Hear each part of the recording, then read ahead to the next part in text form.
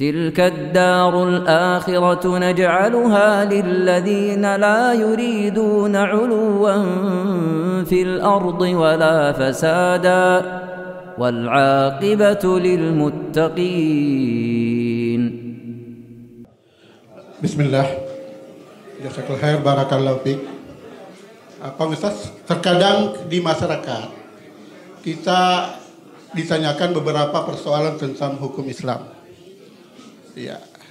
Nah sekarang kalau kita berijtihad menjawab benarkan dapat dosa salah satu. Nah wilayah ijtihad siapa saja yang bisa berhak itu? Apa kami dari penuntut ilmu bisa melakukannya? Dan ruang lingkupnya bagaimana Ustaz? Jazakallahu khair, barakallahu fiik. Ya, barakallahu fiik. Bismillahirrahmanirrahim. Alhamdulillahirabbil alamin.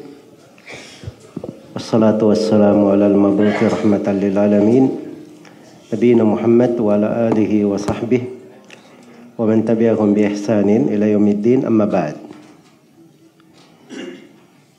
Jadi pertanyaan-pertanyaan itu jangan dianggap sederhana ya. Karena kalau seorang menjawab pertanyaan untuk manusia, itu artinya dia posisikan dirinya antara orang yang bertanya dengan Allah Subhanahu wa Ta'ala. Dia berada di tengah.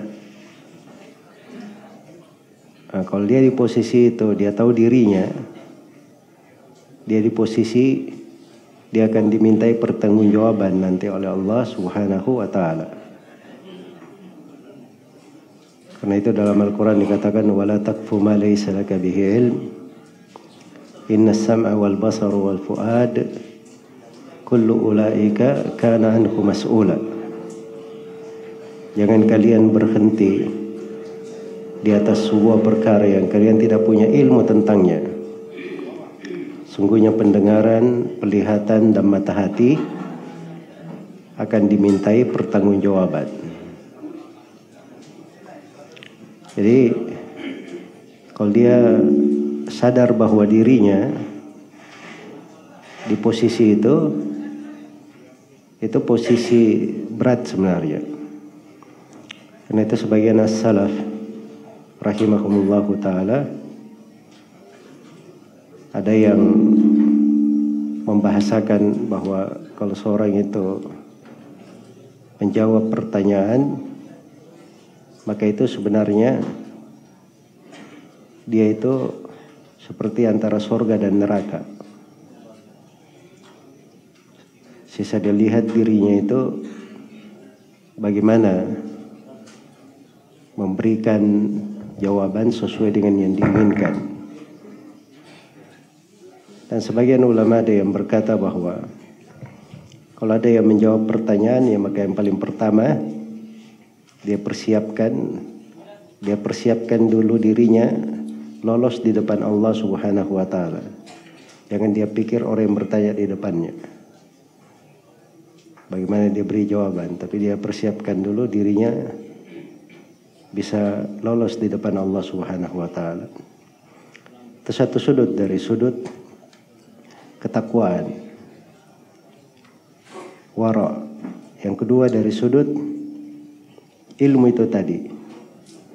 Ada pertanyaan-pertanyaan seorang itu tahu jawabannya, karena itu masalah-masalah yang kalau dia jawab itu adalah hal yang sudah meyakinkan. Misalnya kalau dia ditanya sholat duhur berapa rakaat, dia bilang misalnya, oh tunggu dulu saya tanya Ustadz, kan tidak cocok ya. Karena sholat duhur semua orang tahu berapa rakaat? 4 rakaat. Nah, itu masalah jelas. Tapi kalau masalahnya agak detail, kadang ada perbedaan-perbedaan tipis. Di tengah ahli fikih saja, kadang banyak yang keliru di dalam hal tersebut. Maka hal-hal yang seperti ini tidak boleh seorang masuk di dalamnya. Iya. Ijtihad itu derajat. yang tinggi di dalam beragama, itu jitihad. Dan tidak semua orang bisa berjitihad seperti itu. Jitihad itu ada syarat-syaratnya, ada ketentuan-ketentuannya. Dijelaskan oleh para ulama ahli fikih. Iya. Karena itulah saya nasihatkan kepada setiap muslim dan muslimah agar supaya dia semangat kebaikan bagi orang, tapi dia juga tahu batasan-batasannya. Ya wallahu ta'ala alam.